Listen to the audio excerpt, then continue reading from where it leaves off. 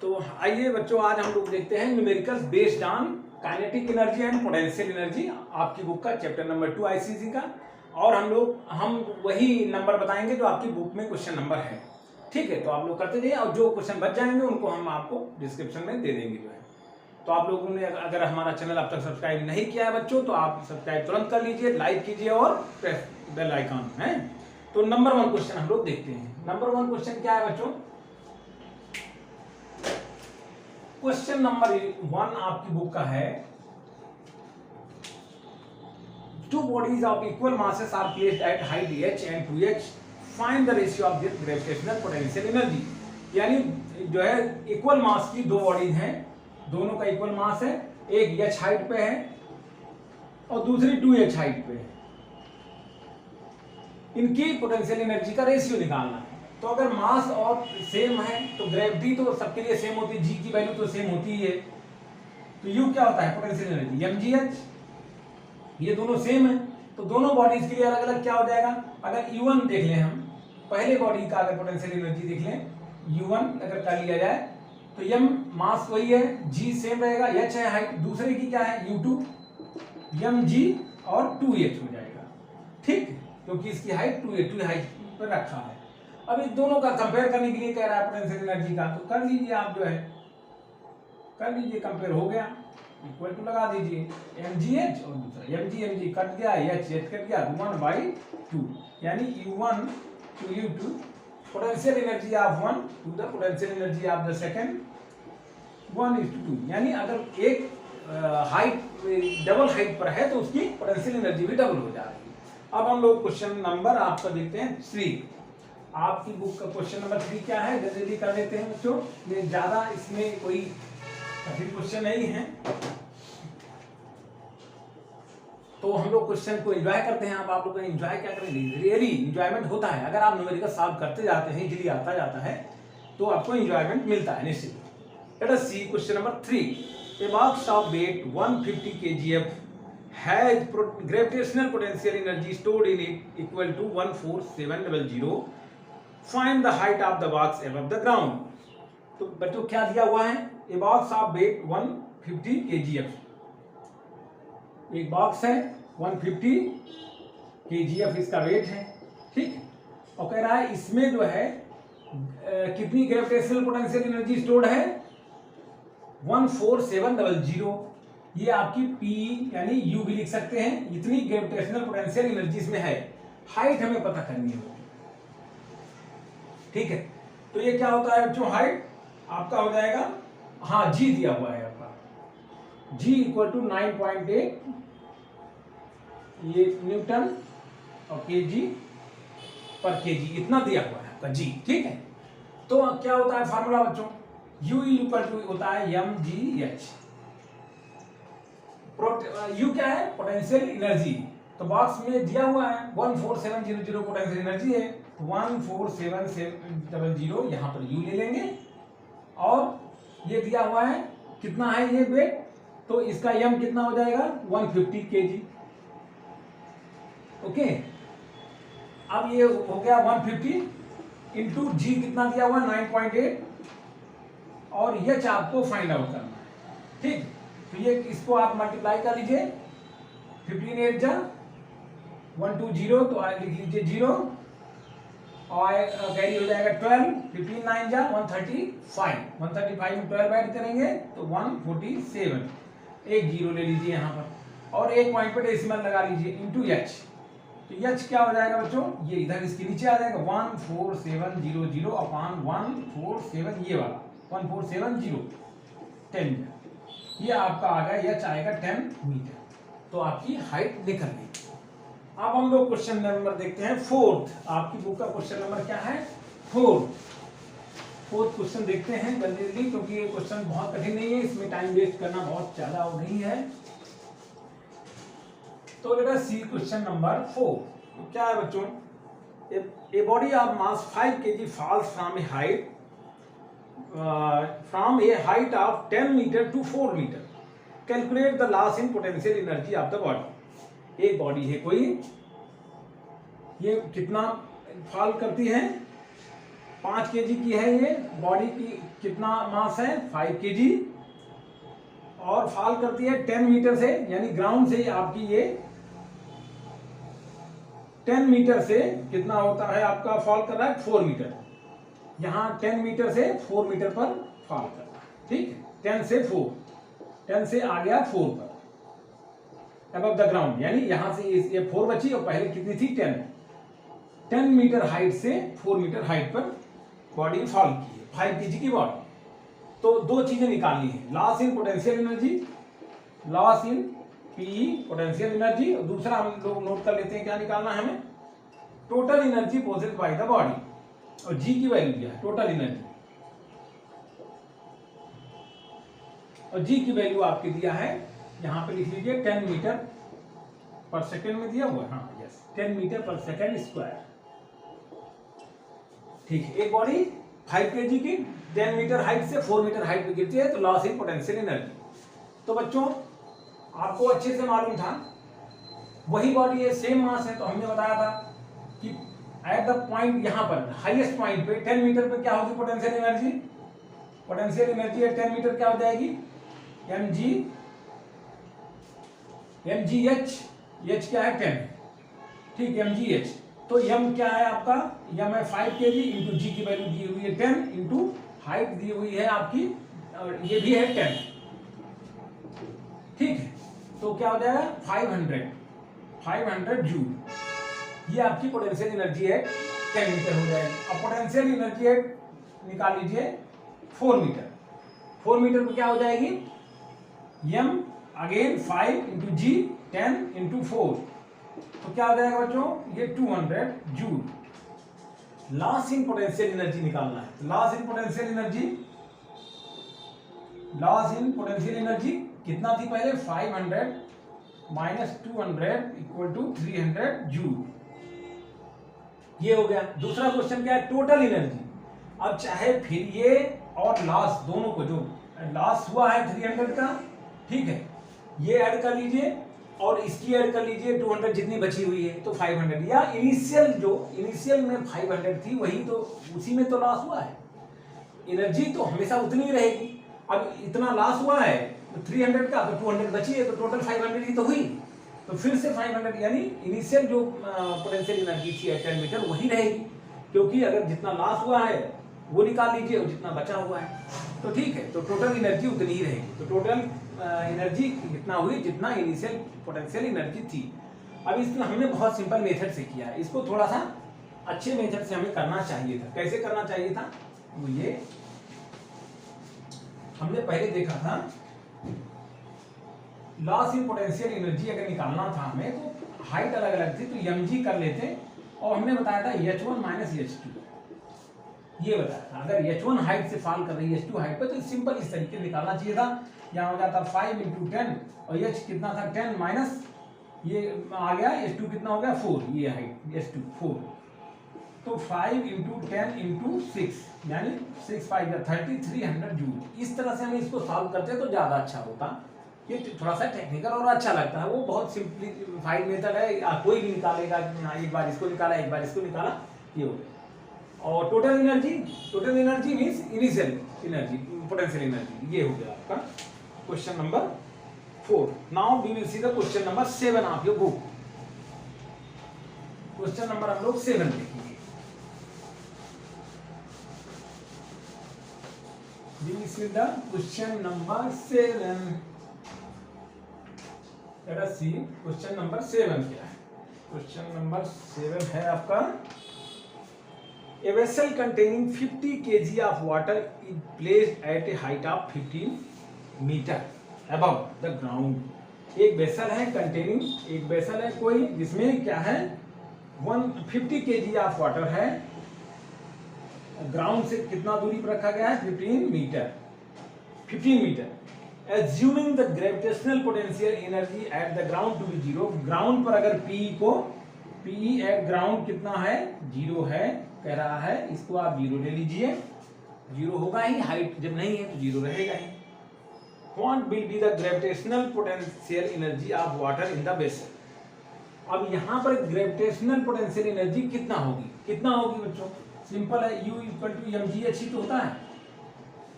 50 kg water है तो 50 ले लीजिए, जी की वैल्यू इसमें दी हुई है, हाँ दी हुई है 10 मीटर पर सेकेंड स्क्वायर। जी भी यहाँ भी दिया हुआ 10 मीटर पर सेकेंड स्क्वायर। जी की वैल्यू 10 ले लीजिए, हाइट ले लीजिए आपकी 15 5 या 75 होता है, डबल जीरो, इतना आपकी जूल हो गई।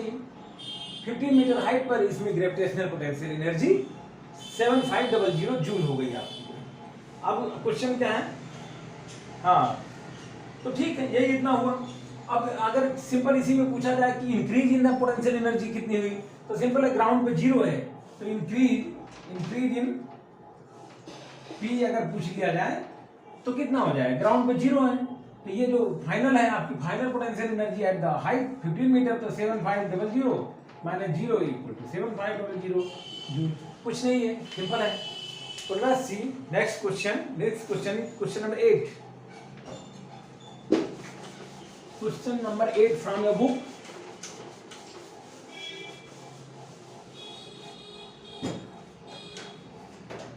Let us see question number 8. ये थोड़ा सही नहीं चल रहा है। Again, we will see from this only. Question number 8 है, a man of mass 50 kg climbs up a ladder 10 of height 10 metre. 10 metre ऊंची सीढ़ियों पर एक आदमी चढ़ जाता है जिसका मास है 50 kg। यम कितना है इसका, 50 kg। हाइट कितनी दी हुई है, 10 मीटर। चढ़ जाता है, ठीक है। Calculate the work done by the man. Work done by the man at the increase in potential energy. ठीक। अब इन दो चीजें पता करनी है, work done by the man और increase in the potential energy. Increase in potential energy. Work done by the man, जब gravity के अगेंस्ट जब ऊपर चल रहा है तो ग्रेविटी के अगेंस्ट जो वर्क डन होता है वही होता है आपका पोटेंशियल एनर्जी, ठीक है। तो work done by the man क्या हो जाएगा, वही पोटेंशियल एनर्जी होता है जितना। तो 10 मीटर हाइट पे चढ़ा और ये work done against the gravity क्या होता है, यही तो फार्मूला है, W इक्वल टू mgh, यही तो होता है। अब m कितना है आपका 50 है और g आपका दिया होगा शायद, दिया है 9.8 मीटर पर सेकेंड स्क्वायर। यहाँ पे g दिया हुआ है 9.8 मीटर पर सेकेंड स्क्वायर, ठीक है। तो work done by the man, 10 metre चढ़ने में कितना काम किया इस आदमी ने, कितना काम किया, ठीक है। Work done against the gravity, तो m हो गया आपका 50 और g आपका दिया हुआ 9.8 और कितना हाइट है, h है कितना आपका 10 मीटर, ठीक है। अब इसको 5 से मल्टीप्लाई कर लीजिए, 5 8 जा 40 आएगा, कहीं 4 5 9 जा 45 एंड 4 49 और 00 एक पॉइंट पे आपका डेसिमल लगा लेते हैं, तो इतना आपका जूल, यानी 4900 ये आपका जूल। ये हो गया work done by the man. अब increase in the potential energy, ground पे कितना थी, हाइट थी नहीं ग्राउंड पे, तो इनिशियल आप लिख लीजिए, initial potential energy eight ground. Ground पर कितनी हो जाएगी, जब h नहीं है तो m है, g है, h 0 है तो कितना हो जाएगा, 0 हो जाएगा। और फाइनल पोटेंशियल एनर्जी, इसका मतलब पोटेंशियल एनर्जी है 10 मीटर हाइट, तो 10 मीटर हाइट पे आपका 4900 जूल है। तो इंक्रीज कितना हो जाएगा, इंक्रीज हो जाएगा आपका सिंपल 49, यहाँ पे इस तरह, यहाँ पे जगह कम है तो ये लिख लेते हैं इंक्रीज हो जाएगा आपका final potential energy minus initial 4900 minus 0 4900 joule, ये आपका हो गया। अब एक क्वेश्चन आता है आपका पोटेंशियल एनर्जी से रिलेटेड, एक और क्वेश्चन आता है, फिर आपको काइनेटिक्स की क्वेश्चन कराते हैं। क्वेश्चन नंबर 10 है, let us see question number 10 of your book. Question number 10 का, इसमें एक फिगर इस तरह बनाना है, इस तरह एक फिगर है, यहाँ पर कोई बॉडी है उसको फोर्स लगाकर यहां पर मूव कराया जा रहा है। इसको थोड़ा सीधा बना ले तो अच्छा लगेगा। इस तरह 5 मीटर ये स्लोप पर इसको मूव कराया जा रहा है। ये बॉडी एम है, इसको फोर्स एफ लगा करके, एक बॉडी ए है, इसको मूव कराया जा रहा है। और ये हाइट हो गई आपकी 3 मीटर हाइट, इसको खींच के ले ग्राउंड। क्वेश्चन क्या है, a block a whose weight is 200 newton, इसका वेट है 200 न्यूटन, डब्ल्यू 200 न्यूटन इसका, यानी mg भी होता है ये 200 mg equal to w equal to mg 200 newton is pulled up a slope of length 5 metre by means of constant force F 150 newton. A block A whose weight is 200 Newton is pulled up a slope of length 5 meter by means of constant force 150 Newton। F कितना है बच्चों, यहाँ पर 150 Newton का force लगा करके इस block को इस तरह 5 मीटर तक खींचा गया as given in the diagram। तो पहला क्वेश्चन है what is work done by the force F in moving block along the slope। तो यहाँ से इस क्या वर्क डन किया गया, तो वर्क डन क्या होता है बच्चों, इसको मूव कराने में 5 metre along the slope move कराने में कितना वर्क डन किया गया। ए कितना लेगा, डब्ल्यू क्या होता है, एफएस होता है। तो फोर्स कितना लग रहा है बच्चों, 150 न्यूटन का, और मूवमेंट कितना डिस्प्लेसमेंट हो रहा है अलोंग द फोर्स है, फोर्स इधर है उधर ये भी है, इसकी cos थीटा यहाँ कोई वैल्यू नहीं है, यहाँ पर सेम लाइन पे जा रहा है तो 5 मीटर। तो आपका हो गया आपका 750 वर्क डन को आप जो है 55 या 75 और 0 इतना जूल वर्क डन हो गया। अब दूसरा क्वेश्चन इसमें क्या निकालना है कि वर्क डन हो गया on what is work done in moving block, how much potential energy increase in the block A, block A में कितनी पोटेंशियल एनर्जी का इंक्रीज हुआ, increase in P potential energy. अब यहां देखने की बात है, यहां पर यानी ये ग्राउंड पर ही तो है, ये ग्राउंड है, यहां पर है ब्लॉक, तो पोटेंशियल एनर्जी कितना है, इनिशियल इंक्रीज देखना है। तो सबसे पहले आप देख लेंगे इंक्रीज इनिशियल कितनी पोटेंशियल एनर्जी है, इनिशियल पी 0 है, mgh एच है नहीं 0 है, और फाइनल पी कितना हो गया, यानी फाइनल पोटेंशियल एनर्जी कितनी है, ये देखिए फाइनल पोटेंशियल एनर्जी जब इतना हाइट ग्राउंड से तो हाइट ये हुई ना, भले ही अलोंग द स्लोप आपने मूवमेंट यहां तक कराया, लेकिन हाइट तो ये हुई, ये वाली हाइट हुई 3 मीटर, ग्राउंड से तो हाइट यही मानी जाएगी, तो वर्टिकल है, परपेंडिकुलर हाइट जो है।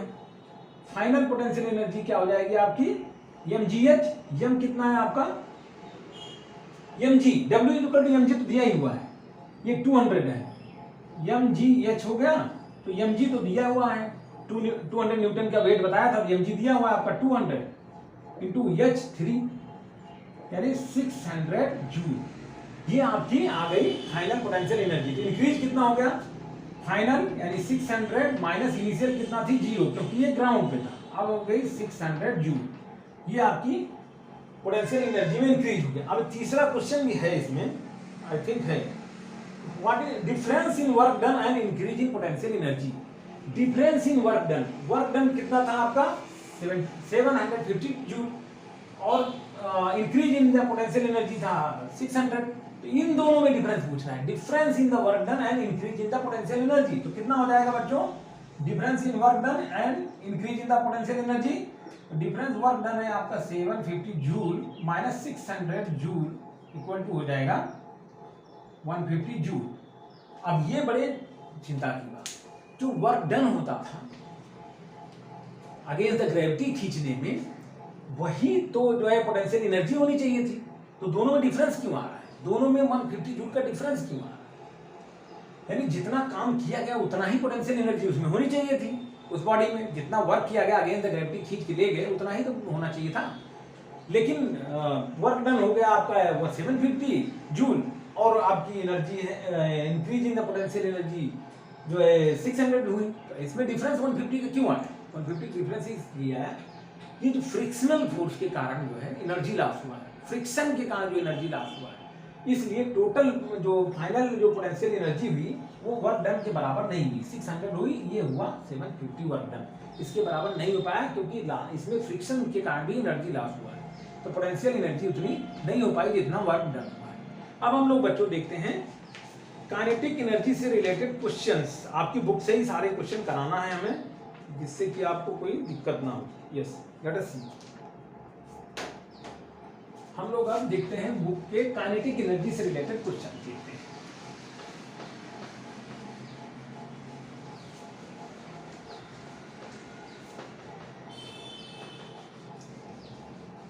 बच्चों क्या देखा जाए, काइनेटिक एनर्जी से रिलेटेड क्वेश्चन। अब ये क्वेश्चन नंबर 11 आपकी बुक का है।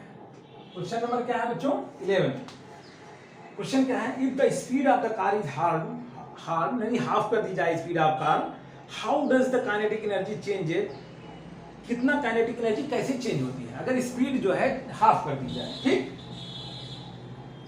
यानी अगर किसी कार की स्पीड v है, ठीक है, तो इसकी v2 यानी बाद में उसकी हाफ कर दी जाए, इसको v/2 कर दिया जाए। ये स्पीड है और अब स्पीड को जो है इतना कर दिया जाए। तो क्वेश्चन है आपका कि how the kinetic energy changes, kinetic energy कैसे चेंज होती है, यानी दोनों को कंपेयर कर लीजिए, initial kinetic energy, final kinetic energy. तो शुरू में क्या रही आपको अच्छे से मालूम है, अगर सेम कार है तो सेम मास होगा, तो काइनेटिक एनर्जी किस पे डिपेंड करती थी? Simple, kinetic energy depends upon v², ये तो आपने देखा था। फिर हमने ये भी बताया था k1/k2 हो जाएगा, तो v1/v2² हो जाएगा। ये चीज आपने देखा था, ठीक है, क्योंकि हाफ एम दोनों में क्रॉस सॉल्व हो जाएगा तो इतना होगा। अब ये हो गए v1 कितना है आपका, v² ले लीजिए, और v2 यानी जो बाद में जो स्पीड हाफ कर दी हमने, v2/2 कर दिया, तो v²/4, ये क्या हो जाएगा 4v²/v², v² सॉल्व हो गया तो 4/1, यानी k1/k2 इक्वल टू हो जाएगा 4/1। यानी अगर इसको हम फाइनल ले लिया जाए तो 4k2 इक्वल टू k1, इसका मतलब k2 इक्वल टू k1/4। अगर आपने स्पीड हाफ की तो काइनेटिक एनर्जी 1/4 रह जाएगी। इनिशियल काइनेटिक एनर्जी कितनी थी? k1 थी, और फाइनल काइनेटिक एनर्जी k2 थी। अब ये हाफ 1/4 रह गई, यानी स्पीड को अगर आपने हाफ की तो जो है काइनेटिक एनर्जी 1/4 हो जाएगी। बिल्कुल सिमिलर ये भी है कि अगर आपने स्पीड को डबल कर दी तो काइनेटिक एनर्जी 4 टाइम्स बढ़ जाएगी। यानी अगर हाफ ना करके 2b कर देते इसे तो क्या होगा, तो ये जो है 2b² यानी v²/4b², तो ये अपना b कट जाता आपका और 1/4 बचता, तो यानी k1 हो जाता 1 और k2 हो जाता 4। तो यानी अगर k1 1 है तो ये 4 गुना 4 हो गई। तो अगर डबल कर देते तो ये हो जाता 4:1 का रेशियो आ जाता। हाफ कर दिया तो ये आ गया आपका, सिंपल बात है। यहाँ पे आप देख लीजिए k1:k2 इक्वल टू 4:1, यानी जो पहले 4 थी वो अब वो 1 हो गई। ठीक है, तो ये दोनों तरीके से क्वेश्चन आ सकते हैं। Late us see the next question. हम लोग अगला क्वेश्चन देख लेते हैं जल्दी जल्दी।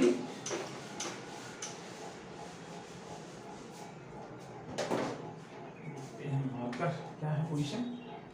क्वेश्चन नंबर है ये 16। क्या है बच्चों? Question number 16। क्वेश्चन नंबर 16 है, a cannon ball of mass 500 gram is fired with the speed of 15 metre per second.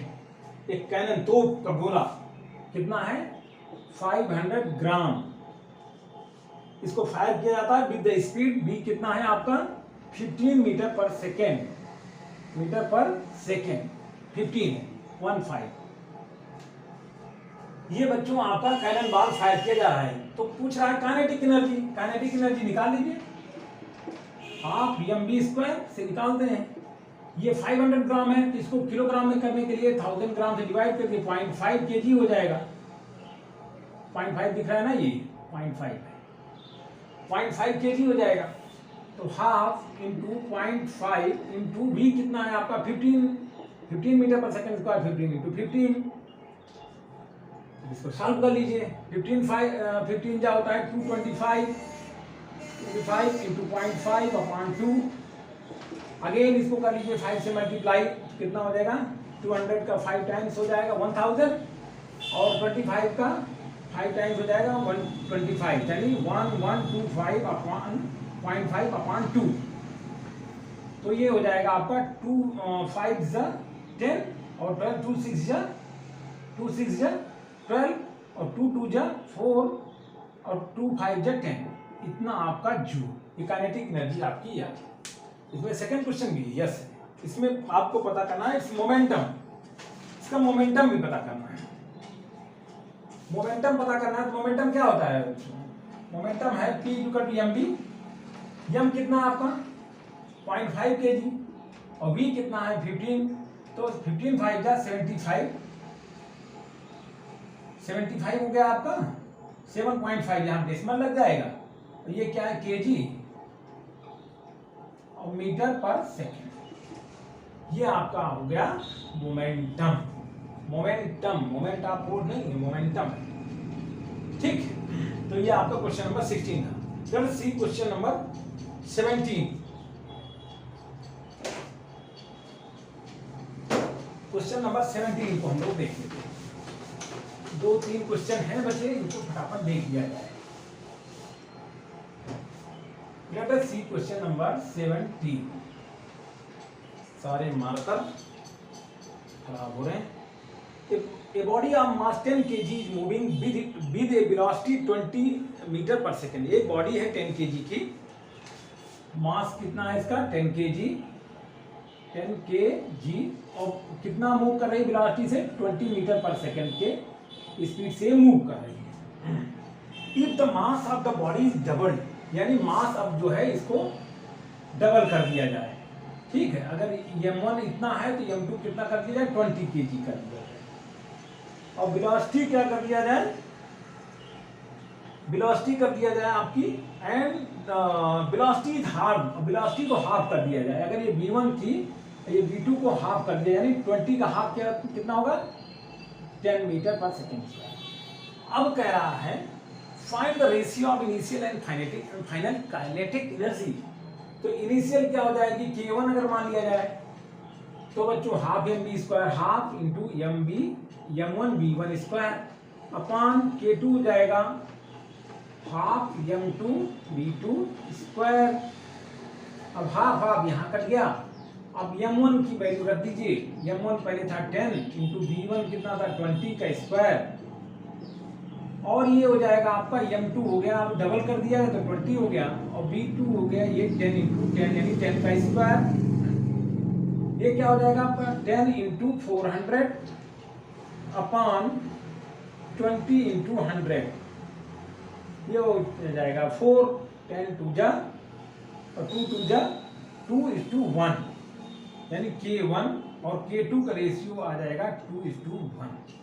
यानी अगर काइनेटिक एनर्जी पहले 2 थी तो अब 1 हो जाएगी। कितना हो जाएगी 1, ठीक, हाफ हो जाएगी। अगर काइनेटिक एनर्जी जितनी थी उसकी आधी हो जाएगी अगर हमने मास को डबल किया, वेलोसिटी को हाफ किया। वेलोसिटी से ज्यादा फर्क पड़ता है, क्यों? ये स्क्वायर में होती है, इसलिए वेलोसिटी की वजह से इतना फर्क पड़ा। जबकि मास डबल किया था तो हाफ करने के किया, इससे ज्यादा अंतर आया क्योंकि square. Late us see the next question. I think question number 22, question number 22 है। Yes, late us see question number 22 देख लिया जाए पहले, या 17 के बाद 18 देखते हैं। क्वेश्चन नंबर 18 देख लिया जाए, उसके बाद 22 कोई क्वेश्चन छूट नहीं ना पाए। Late us see question number 18। Question number 18 क्या है बच्चों?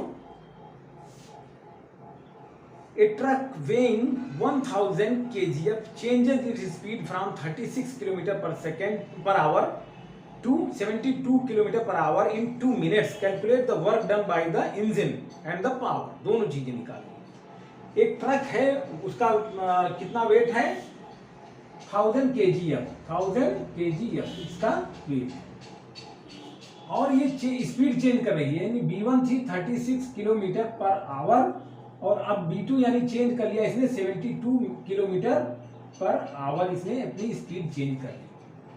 तो इसको निकालना है work done by the engine, यानी जब तेज दौड़ने लगा तो उसके कितना इंजन ने काम किया।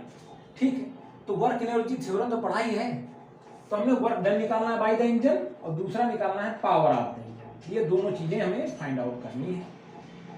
हमने पहले ही बताया जब कोई चीज इस तरह करनी हो तो सबसे पहले क्या दिया है वो नोट कर लीजिए, उसके बाद क्या हमें फाइंड आउट करना है वो नोट कर लीजिए और फिर देखिए कि कैसे हमें इसको सॉल्व करना है।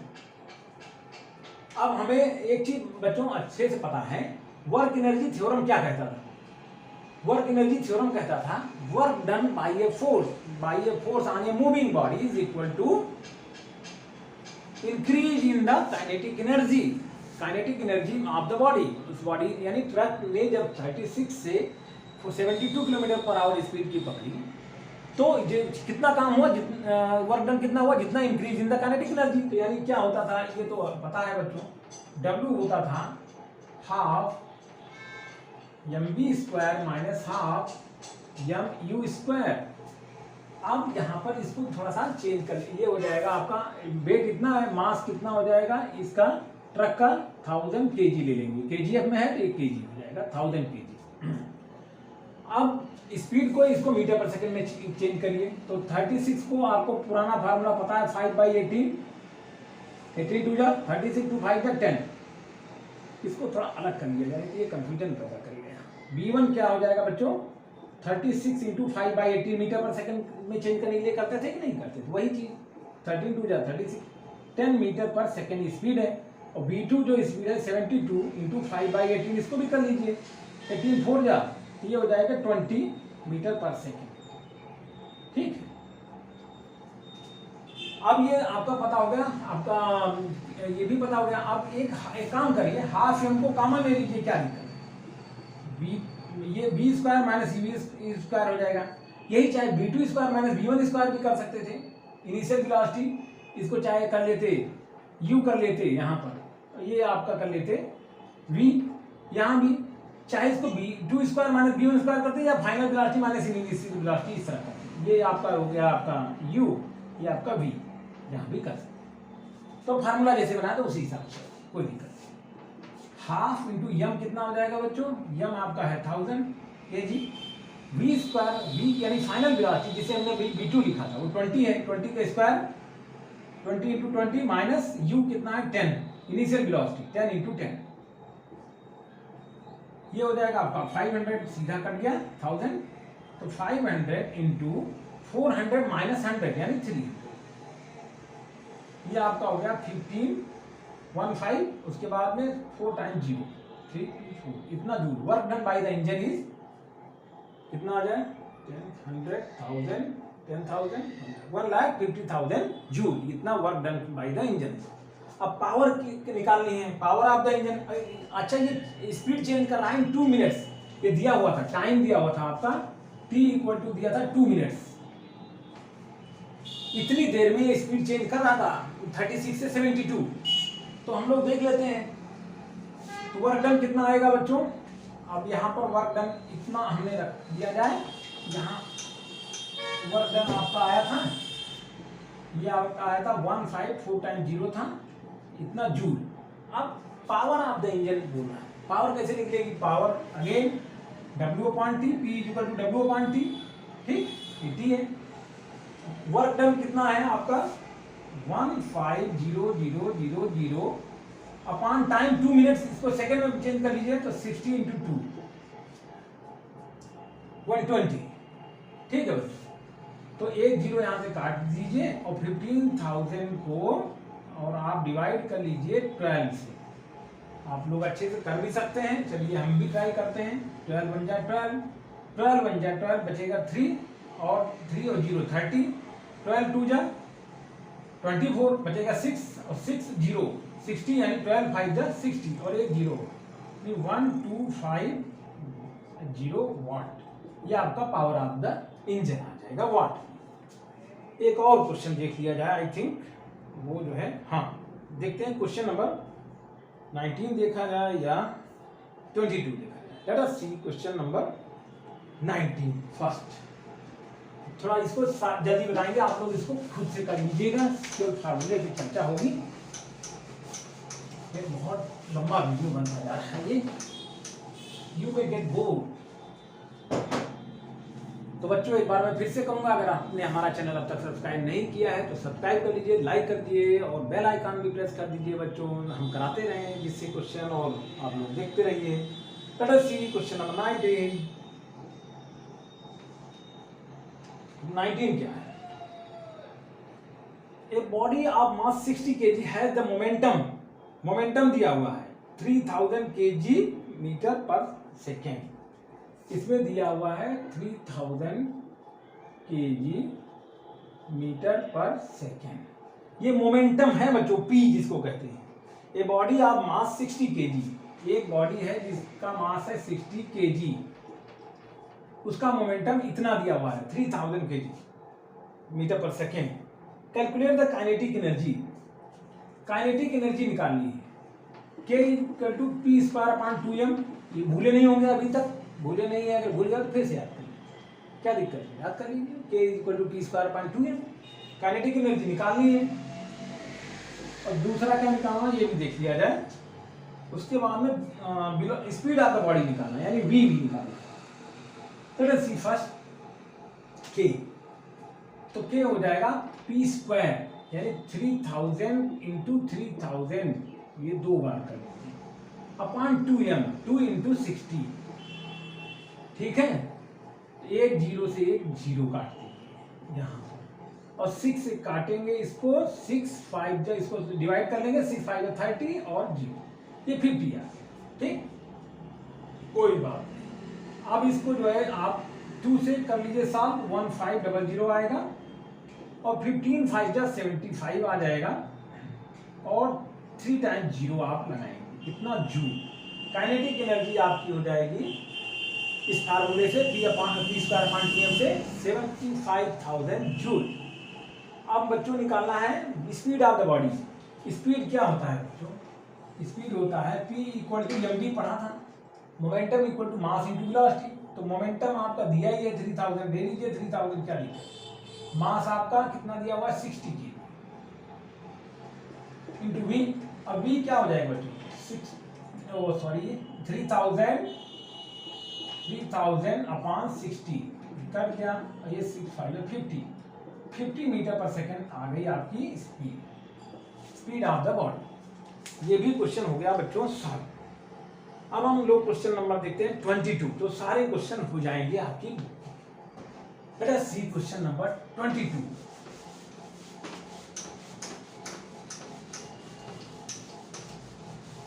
Question number 22, the last question I am going to do. Let us see question number 22. What is question number 22? A bullet of mass 50 gram is moving with a velocity of 500 meter per second। एक bullet है, गोली जिसका wait है, जिसका मास है कितना 50 ग्राम। Velocity कितनी है इसकी, ये रहा क्वेश्चन आपका। वेलोसिटी 500 मीटर पर सेकेंड से जो है इस वेलोसिटी से चल रही है गोली, भाग रही है आगे। It penetrates 10 centimetre into A steel target. एक स्टील टारगेट है, इसमें 10 सेंटीमीटर पेनिट्रेट कर गई है गोली, 10 सेंटीमीटर अंदर इसके घुस गई गोली।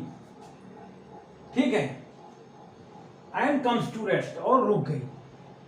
यानी काइनेटिक एनर्जी तो आप जानते हैं, बिफोर कमिंग टू रेस्ट जितना काम किया वही काइनेटिक एनर्जी होती है।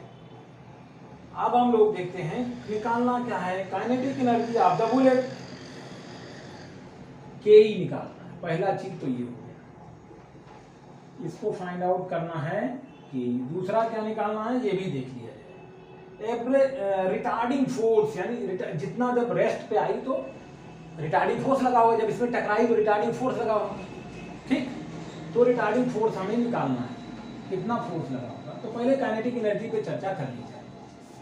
काइनेटिक एनर्जी कितना हो जाएगा बच्चों इस बुलेट का, हाफ mv स्क्वायर। m को इसको ग्राम में है तो इसको आप किलोग्राम में चेंज करने के लिए 1000 से कर देंगे, तो 0.05 आई थिंक 0.05 आएगा, इंटू v स्क्वायर आपका 500 इंटू 500, ये वेलोसिटी आपकी दी हुई है v।